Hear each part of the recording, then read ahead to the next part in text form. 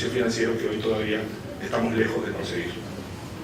Estamos progresando en múltiples aspectos, pero en este aspecto, que es todo lo que tiene que ver con la inclusión de los ciudadanos y las empresas en servicios financieros, sean estos como oportunidades para ahorrar, para tener servicios diversos del sector financiero o simplemente para acceder al crédito. En ninguno de esos registros tenemos indicadores para exhibir que simplemente nos muestran solidez. Son sólidos, son todavía insuficientes y probablemente este es uno de los aspectos más interesantes de la trayectoria reciente de la economía.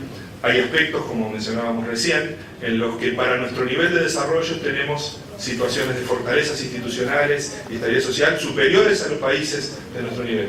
En este sentido, nosotros tenemos una realidad financiera que es comparativamente peor que países de similar desarrollo relativo que nosotros. Y esta es una materia en la cual la solidez viene acompañada de retos futuros para expandir esto. Y esto hace que algunas veces cuando escuchamos preocupaciones por algunos aspectos y algunos detalles, casi minúsculos en algunos casos, que observan debilidades de las formas de intermediación, exposición a riesgo de moneda extranjera, de depósitos.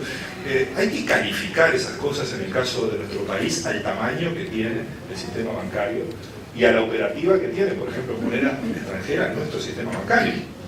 Es un sistema bancario que hoy la operativa que tiene en materia de moneda extranjera está concentrado sobre actores muy bien cubiertos, absolutamente bien cubiertos. Esto contrasta, obviamente, con una realidad de hace años en que, por debilidades regulatorias o por lo que fuera, la situación era muy distinta. Pero es bueno mirar los indicadores y mirar qué hay atrás de los indicadores para entender qué son indicadores de fortaleza y qué son indicadores de debilidad. Este es un caso en el cual exhibimos y podemos presentar indicadores de fortaleza y en realidad hay aspectos que tienen que ver con un pendiente, que es la inclusión en los servicios financieros a hoy múltiples actores y múltiples ámbitos de nuestra sociedad. Estamos trabajando en eso. Va a ser prioridad para los próximos trabajos del Ministerio de Economía y el Banco Central del Uruguay.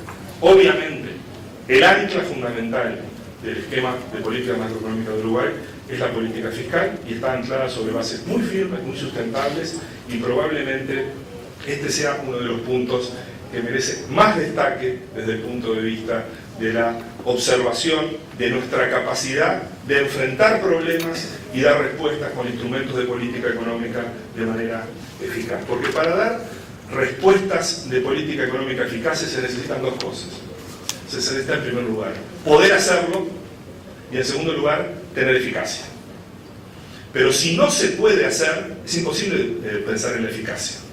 Y muchas veces en el pasado, las posiciones fiscales de nuestros países y del nuestro en particular impedía siquiera pensar en la respuesta de política económica. Porque cuando uno no tiene con qué responder, no importa si tiene buenas ideas y si ellas pudieran ser eficaces, el problema es que no las puede llevar adelante porque no tiene condiciones para llevarla adelante.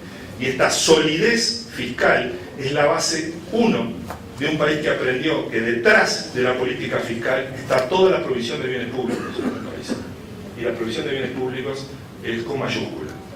Porque en un país como nuestro, la provisión de bienes públicos, de ella dependen muchos de los sectores más amplios de nuestra sociedad. De los sectores que representan el corazón de esa sociedad que es más estable, que es más democrática, que es sólida institucionalmente. Detrás de eso está la provisión de bienes públicos. Un detalle importante, hemos reducido notablemente el nivel de endeudamiento respecto al PIB. Pero me gustaría detener un momento en la calificación de esta reducción del nivel de endeudamiento respecto al PIB. Cuando uno mira la deuda bruta en relación al PIB, aparece todavía con cuarismos elevados. Y nosotros, para analizar ese número, tendríamos que entender que detrás de ese nivel de deuda hay algunas decisiones de política que se tomaron, explícitas, que sirven para calificar por qué ese nivel de deuda alcanza todavía, un nivel de deuda bruta, un nivel de algo superior al 50%. En las situaciones actuales estaría en niveles del orden más cercanos al 50% que al 56%, creo que está por ahí. El tema es que nosotros decidimos atacar una de las vulnerabilidades del endeudamiento uruguayo más importantes, que era la exposición al riesgo cambiario. Y esa decisión de reducir la exposición al riesgo cambiario tiene implicaciones en cuanto a ese segurismo. Pues si nosotros, en lugar de atender este riesgo, que en el pasado no había sido atendido, nos hubiéramos quedado en la situación de dolarización de la deuda como porcentaje del total de pasivos del gobierno, que teníamos hace tan solo 7 años atrás. Probablemente si hubiéramos decidido en estos últimos años financiarnos en moneda extranjera, tendríamos un nivel de endeudamiento entre 15 y 20 puntos del PIB inferior. El costo de cubrirnos contra el riesgo cambiario es equivalente a 15 o 20 puntos del PIB. Y esto me parece que es importante porque es una expresión clara de cuánto fue el valor en términos de endeudamiento de ese costo de cobertura. El costo de cobertura fue inmenso y explícito. Y me parece que las dos cosas, que sea grande y explícito, es lo que valora más la trayectoria del endeudamiento. Pero además, si lo miramos en términos netos, entendemos un aspecto adicional de ese endeudamiento. Hay una distancia enorme entre deuda bruta y deuda neta en Uruguay. Fíjense que prácticamente la deuda bruta es la mitad, es el doble que la deuda neta. No debe haber muchos países que tengan una situación de este tipo. No debe haber muchos países algunos en la región puede ser que la tengan, pero no debe haber muchos países. Y esto es porque aprendimos también que sostener altos niveles de liquidez, muy altos niveles de liquidez, es esencial como complemento de la política fiscal sólida.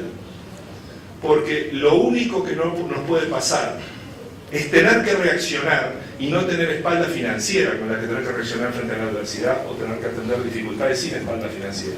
Y esa espalda financiera tiene un costo, y tiene un costo muy importante, porque sostener en situaciones como la actual altos niveles de liquidez como los que mantiene el sector público en su conjunto implica pagar intereses por tener esos recursos y colocarlos prácticamente a rendimiento nulo. Y eso tiene un costo para fiscal que debe ser fiscal y para fiscal que debe ser corregido como serían las cifras fiscales, porque decimos, tenemos un nivel de déficit consolidado en el año 2011 de 0,8% del PIB. Es decir, muy moderado, pero el costo de ese exceso de prudencia por mantener altos niveles de liquidez es más de un punto de producto. Entonces, leer el déficit fiscal sin ver la contrapartida que tiene en términos de costo de mantener esa posición sólida en materia de liquidez es nuevamente analizar mal la realidad de nuestra economía y de nuestras finanzas, que son dos, si se quiere, dos facetas diferentes de un mismo fenómeno que tiene que ver con la protección que la política económica uruguaya ha decidido hacer de la situación fiscal. La primera es aceptar una trayectoria más suave de descenso del endeudamiento para evitar el riesgo cambiario. Y además aceptar un déficit fiscal más alto para tener altos niveles de liquidez y no pasar por urgencias en momentos en los cuales esas urgencias pueden implicar disrupciones en las políticas. Y vaya si en nuestro país hubo disrupciones de política económica provocada por insuficiencia de acceso al financiamiento. Vaya si las hubo, y creo que los uruguayos podríamos relatarles muchos episodios de estos y muchas situaciones en las que debimos hacer cambios muy drásticos en la orientación de nuestras políticas por carecer simplemente de financiamiento. Y no se quiere. Quien no tiene financiamiento no toma las decisiones que quiere, toma las decisiones que puede.